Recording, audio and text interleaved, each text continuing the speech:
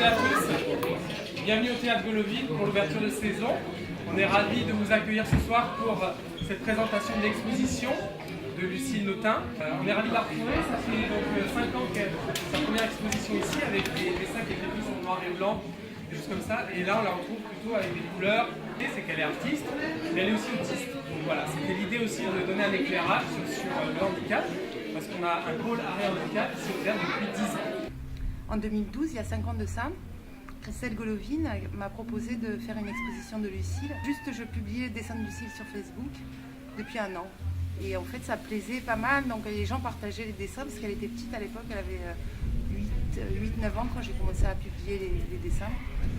Et du coup, les gens ont fait un peu circuler les dessins de Lucille sans que je m'en rende compte, parce que Christelle, quand je l'ai rencontrée, en fait, elle connaissait déjà les dessins de Lucille et moi, je ne la connaissais pas. On a préparé cette toute première expo qui a bien marché. Il y a eu beaucoup de monde qui est venu et la presse en a parlé. Et derrière ça, Lucille, elle a fait pas mal d'autres expositions dans des festivals autour du handicap, mais aussi dans des espaces culturels. Et c'était il y a 5 ans de ça. Et depuis, elle en a fait une 50aine en fait. Elle a tourné à peu près à 10 expos par an. Et donc ça faisait 5 ans et Christelle m'a dit il y a quelques mois, il faudrait quand même qu'on en refasse une. D'autant qu'à l'époque, Lucille ne faisait ses dessins qu'avec du bic noir. Et il n'y avait jamais de couleur. Et la couleur est arrivée vers ses 10-11 ans. Et du coup, la dernière exposition était que en noir et blanc.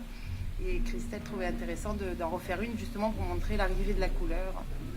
Et donc je suis la maman de Lucille Notin Bourdeau, qui a 15 ans maintenant, et qui n'est plus scolarisée depuis qu'elle a 7 ans, qui a été diagnostiquée autiste à l'âge de 4 ans, et qui actuellement n'a pas de prise en charge, faute de place en institution. Donc elle est avec moi au quotidien.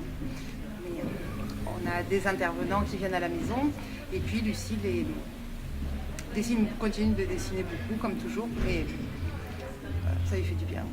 Elle est encore poupée, elle est poupée depuis longtemps, elle l'est encore. Et sinon, elle est très musique. Elle adore écouter de la musique, elle aime regarder des films aussi, mais surtout elle chante.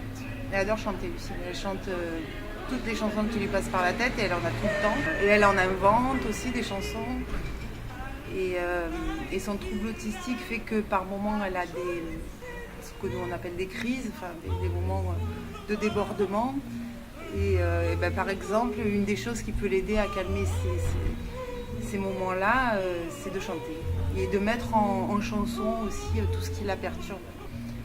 Comme elle peut faire certainement aussi avec le dessin. Donc, du coup, je sais pas, ça permet peut-être d'extérioriser, mais en tout cas, ça l'aide à se calmer, par exemple, quand elle chante.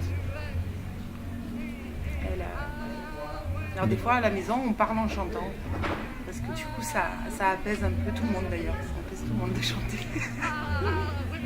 Alors, pendant longtemps, je ne savais pas trop. Je me disais que c'était un peu une façon de peut-être se familiariser avec notre monde à nous qu'elle ne comprend pas bien, en se refaisant son histoire à elle. Et puis maintenant, en fait, Lucille, elle exprime un peu plus ce qu'elle fait. Bien que quand on l'interroge sur un dessin, elle n'en dit pas grand-chose. Mais par contre, pendant qu'elle dessine, elle parle.